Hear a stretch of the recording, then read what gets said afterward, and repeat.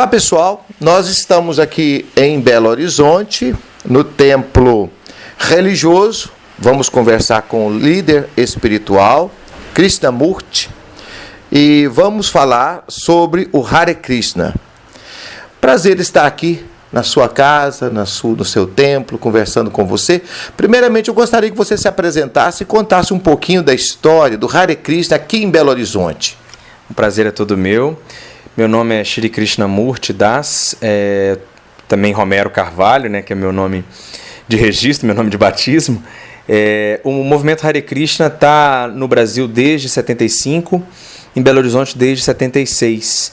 Ele já teve algumas outras moradias, já teve algumas outras casas, mas está nessa casa aqui no Prado, na Rua Metista, número 212, desde 1996. É uma casa importante para o movimento Hare Krishna no Brasil, que é a Sociedade Internacional para a Consciência de Krishna, que hoje é a maior instituição de origem hindu do mundo, porque ele foi o primeiro templo próprio urbano que a ISKCON possuiu no Brasil. Foi aqui em Belo Horizonte. Então já tem uma estrada nessa casa aqui também, recebendo sempre muitas pessoas, assim, que vem em busca da nossa prática de yoga, né, de Bhakti Yoga, de um pouco do conhecimento védico, que é um conhecimento muito antigo, mas universal, né? Ele se aplica a toda a humanidade, ele não pertence à Índia, ele não é para os hindus, ele pode ser bem utilizado por toda a humanidade. Você coordena essa casa, mas você não é monge. Não, eu sou jornalista, eu frequento aqui o Templo Hare Krishna já há uns 18 anos. Eu vim fazer um trabalho de faculdade, inclusive, um trabalho de antropologia. Não fui um péssimo antropólogo, que eu me envolvi completamente com o tema e nunca mais saí. Mas eu sou casado aqui, a gente tem alguns membros que moram no templo, que cuidam do dia a dia do templo, da liturgia do altar, né? Eles cuidam dessa parte para a gente. Você tem alguns estudantes também, jovens, que vêm morar aqui. Algumas pessoas também, que é muito interessante, que elas passam pelos ciclos, né? Elas às vezes moraram aqui quando jovens, depois saíram, cuidaram de famílias, etc. E depois, num estágio mais avançado, eles voltam para cá para poder se dedicar plenamente às atividades litúrgicas. Qual que é a rotina aqui do templo? A rotina aqui começa cedo. A gente tem um sacerdote, que no momento até uma sacerdotisa, que acorda cerca de 3h30 da manhã, porque às 4 horas da manhã as deidades são despertadas, e às 4h30 a gente tem a primeira cerimônia no altar. Então a gente tem uma cerimônia às 4h30, depois você tem uma meditação com mantras, né, que dura mais ou menos até às 6h30, 7 horas. Às 7h30 a gente tem outra adoração e uma leitura de uma escritura muito importante para a gente, que é o Bhagavata Purana, também chamada de Srimad Bhagavatam. De jejum, aí a gente tem um dia mais livre, são várias atividades, uns se dedicam à cozinha, outros são missionários, saem às ruas para distribuir livros, etc. Outros cuidam aqui da manutenção, limpeza do templo, estudos, e a gente vai ter outras atividades à noite, às 7 horas da noite, que a gente tem mais a última adoração do dia e mais uma leitura, ou às vezes a gente tem também cursos, seminários acontecendo à noite no templo. E domingo, né, que a gente tem um festival mais completo, né, que é um festival. Todas as nossas atividades são abertas e gratuitas, mas domingo a gente tem um festival completo com todos os principais aspectos da nossa prática, né, com meditação, com palestra, com jantar gratuito, isso tudo a partir das 6 horas da tarde. Como é que é feita a manutenção da casa? Basicamente com doações. O templo ele se mantém quase todo com doações. A gente tem aqui uma pequena lojinha, uma pequena lanchonete que dão algum retorno, mas a grosso modo a casa, imagina uma casa no Prado, ela é uma casa de muitos quartos, isso não seria suficiente. Então basicamente ele é mantido com doações hoje. Quantos adeptos, quantos filiados, vamos falar assim, ou convertidos, ou seguidores, não sei como é que fala, compõem hoje o grupo, aqui em Belo Horizonte? A gente tem uma média, por domingo a gente tem uma média de entre 80 a 100 frequentadores. E em alguns festivais maiores vem para 300, 350. Mas são simpatizantes, no caso. No grupo assim, de pessoas que são mais ligadas ao templo, a gente deve ter cerca de 150 pessoas. Reunindo alguns... Se você for ampliar para alguns simpatizantes que são simpáticos mesmo, você vai ampliar e você vai chegar a quase 1.000 pessoas. Mas... que são membros mais ativos, inclusive contribuidores, dá o primeiro número que eu disse. Assim, de frequentadores, festivais que a gente faz de culinária. A gente faz, por exemplo, um evento na Praça 7, depois no Parque Municipal, que vem mais de 3.500 pessoas, mas são coisas abertas, assim, de membros que a gente pode contar mais, é um número bem mais reduzido. Como é que acontece? Tem uma cerimônia quando a pessoa tem uma conversão, um batismo, vamos falar assim? Tem.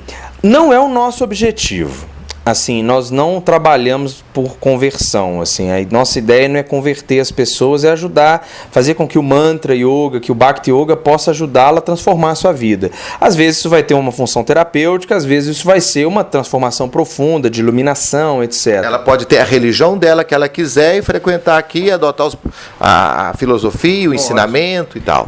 Isso até já acontece, por exemplo, a gente tem aqui um membro que ele é um padre ortodoxo. E foi, inclusive, iniciado dentro da nossa filosofia também. Mesmo acontece, por exemplo, tem um caso muito famoso que é uma freira no Chile, que ela mora, inclusive, ainda no convento, mas ela faz sua prática diária de meditação, ela tem um mestre espiritual dentro da nossa tradição. Mas o Hare Krishna é uma religião ou é uma filosofia de vida, um jeito de levar a vida? Porque tem divindade, tem altar, tem cerimônia, tem oferenda. Não, a religião faz parte dessa filosofia de vida, ela é um dos aspectos disso. Né, assim, ela está inserida, sim. É uma religião também. Mas, assim, se a pessoa... É porque essa relação dentro do Oriente é muito diferente.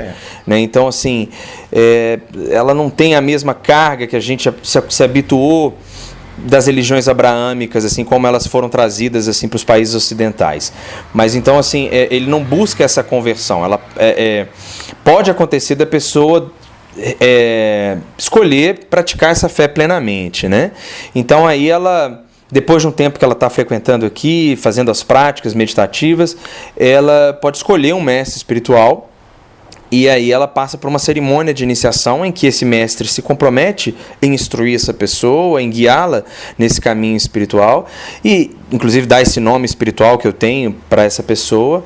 Depois ela pode até ter uma outra cerimônia, que já é uma cerimônia sacerdotal, que ela pode fazer serviços de cerimônias, adoração no altar, etc. E nessa cerimônia ela se compromete com algumas práticas, né, com o mestre. Então esse seria, digamos assim, um batismo tardio, porque você vai ter também quando é um bebê, por exemplo, assim, aí você tem também outras cerimônias para quem, por exemplo, já nasce numa família de devotos de Krishna, por exemplo, e eles querem que seu filho seja consagrado, há também cerimônias para isso. A gente conhece muito pouco da cultura indiana, da filosofia indiana, milenária e tal. Você, inclusive, esteve lá, né? Foi impactante para você? Foi... Claro que quando você foi, você já foi querendo conhecer, né? Não é um turismo comum. É alguém que quer ir para entrar na alma daquele povo. Houve choque? Esse ponto que você falou é muito importante. Eu acho que a Índia, para fazer turismo, é horroroso. Agora, para fazer peregrinação, é espetacular. Por sorte, eu fui lá só para fazer peregrinação. Então... Aí a gente tem recortes, né? O que eu vi, essa Índia espiritual, ela é coberta por uma camada de poeira, uma camada até literal também, a Índia é muito empoeirada. Mas no momento em que você entra nessa espiritualidade, nessa prática, você consegue tirar essa camada de poeira e ver ali o verdadeiro tesouro que tem ali. É um país que, com todos os problemas que ele tem... Inclusive, imagina, um país menor que o Brasil, com uma população 1 bilhão de pessoas a mais que a gente. A gente não tem como dimensionar isso. Você vai ali em Pará de Minas, ali, você pode andar solitariamente em vários locais. Na Índia você não faz isso, não. Você não anda sozinho. Eu falo que onde cabem 5 ocidentais, cabe uns 15 a 20 indianos. Eles conseguiram um jeito de se espremer que é impressionante. Mas, assim... Mesmo com todos os problemas que a Índia tem, ainda é um país com uma prática espiritual muito cotidiana. A gente tem cidades pequenas, por exemplo, tem uma cidade chamada Vrindavana, né, que é uma cidade sagrada, que é uma cidade pequena. Uma cidade como Pará de Minas, ela tem 5.000 templos.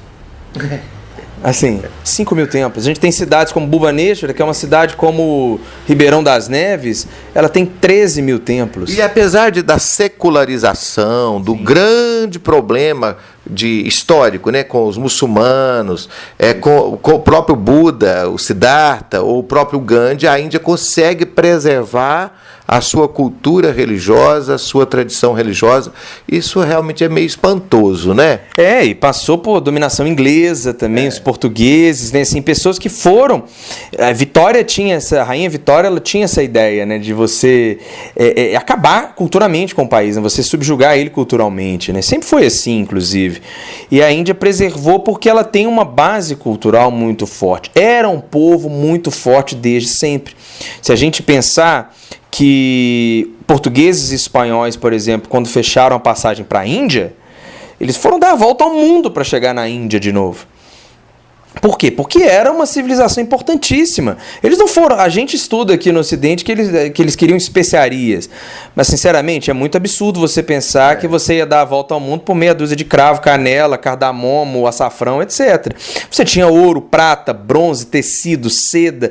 Era, assim, uma abundância... Escravo, né? Possibilidade de escravo. Possibilidade de escravo. Você tinha uma série de coisas que você comercializava com a Índia que ia muito além do cravo e da canela, que fizeram esse povo dar a volta ao mundo atrás da Índia de novo. Isso dá a dimensão da importância histórica que aquela civilização tinha.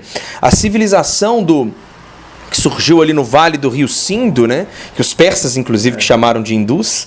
Esse termo não existe, né? É um nome importado. Esse termo não... existe até na literatura clássica da Índia, na literatura védica, mas ele era simplesmente um termo geográfico, ele não determinava aquele povo.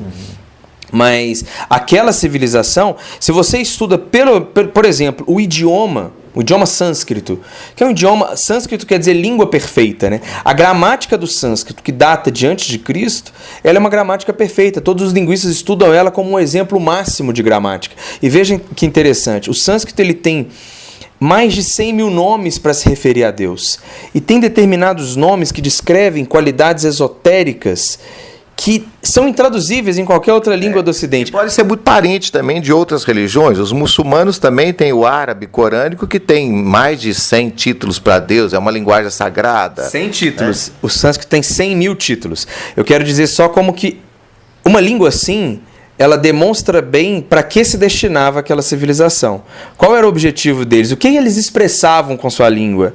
Entende? Essa adoração, essa religiosidade, essa espiritualidade, ela já estava ali presente de uma maneira impressionante. Porque a gente não encontra um paralelo para uma língua assim. Que com tantas possibilidades de se referir à divindade, com tantas possibilidades de se referir a aspectos desse relacionamento com a divindade. Isso mostra a importância daquela civilização. Por isso, é tão difícil subjugá-la. Por isso que ela consegue manter ainda acesa a sua cultura.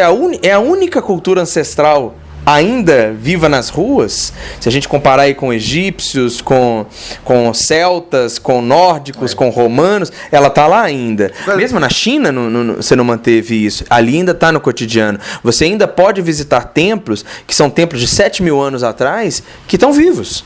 Que as pessoas ainda vão neles todos os dias. Tem um templo, por exemplo, fica o convite para quem quiser fazer peregrinação ou turismo, que é o templo de Balaji Venkateshvara, né, que fica numa cidade chamada Tirupati.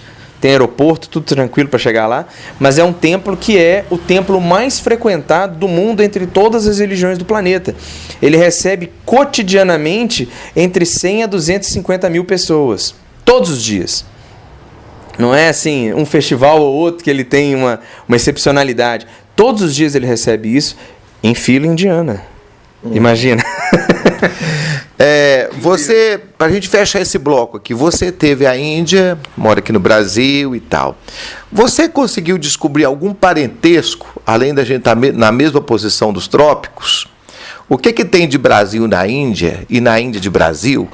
Algum momento isso, você conseguiu ver isso? Olha, é interessante que muitas árvores, né, assim, nós temos aqui no Brasil que vieram da Índia, como a jaca, possivelmente a manga. Na Índia você tem muitos coqueiros, o tamarindo veio da Índia, inclusive era a tâmara da Índia, né? Tamaríndia, que virou tamarindo aqui. Para não falar do índio aqui, que não era... Além do índio que não era índio, né?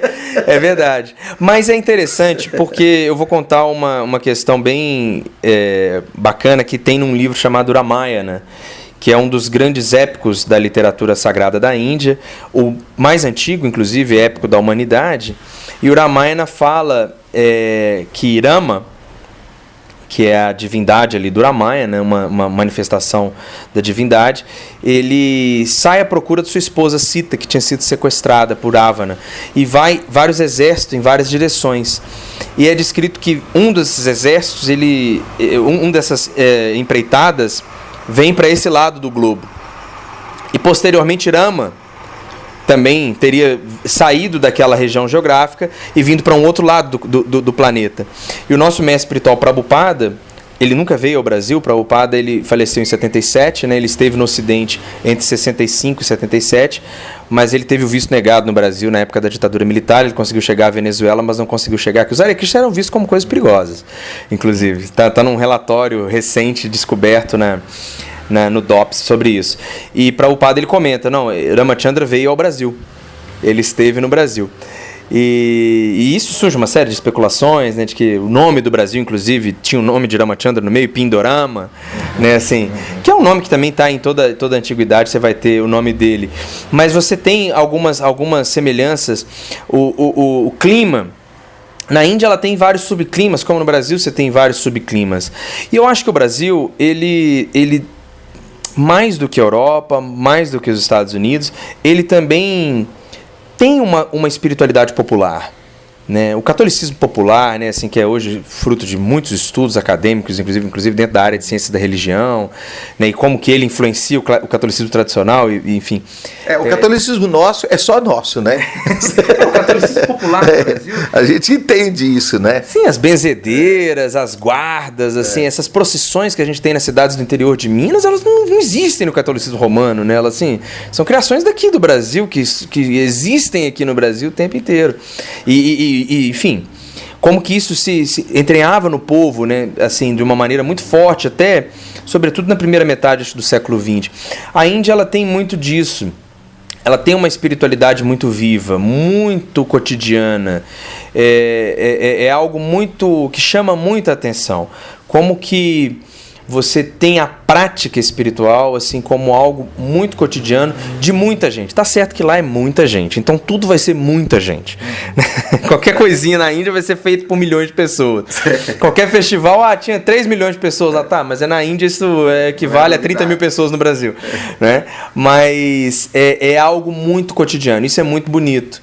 Isso é algo que se a pessoa conseguir ir lá e passar por toda aquela questão da quantidade de gente, da quantidade de sujeira que essa quantidade de gente vai produzir, né, assim, da falta de estrutura da cidade, de como essas cidades foram subjugadas por tanto tempo ali pelos ingleses, etc., e até hoje não conseguiram se recuperar, ainda é muito impressionante. E mais um detalhe, a diversidade.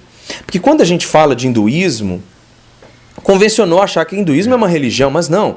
Hinduísmo são várias religiões, algumas com conceitos filosóficos completamente... A própria palavra hinduísmo é uma palavra também importada, né? É uma palavra importada que era usada pejorativamente pelos persas e que depois foi levada pelos ingleses para a academia, e hoje até os próprios hindus se definem assim, mas não existia. É engraçado que a forma de se referir à religião na cultura védica era Sanatana Dharma, que quer dizer ocupação eterna da alma, ou seja, colocando que a ocupação eterna da alma é servir a Deus. Mas, ou seja, o hinduísmo já é uma diversidade imensa. E você ainda tem na Índia jainistas, sikhs, budistas, cristãos e muçulmanos, que é considerado uma minoria religiosa, mas é a população do Brasil. São 200 milhões de muçulmanos na Índia. Então, esse caldeirão poderia pegar muito mais fogo do que pega. Pega muito pouco perto do que poderia, perto dessa salada que é esse negócio, né? E eu acho que o Brasil, por muito tempo, ainda conseguiu sobreviver assim, com essa diversidade e um certo respeito. Hoje, ele caminha perigosamente para uma intolerância e para acirramento de fundamentalismos que são muito perigosos para o Brasil. Mas por muito tempo o Brasil também conseguiu ser assim, também conseguiu fazer sincretismos, conseguiu pontes e diálogos que eram muito interessantes. Você tinha até pouco tempo atrás pastor com espada de São Jorge. Você tinha isso aí no Brasil? Olha, a gente continua essa conversa no próximo bloco.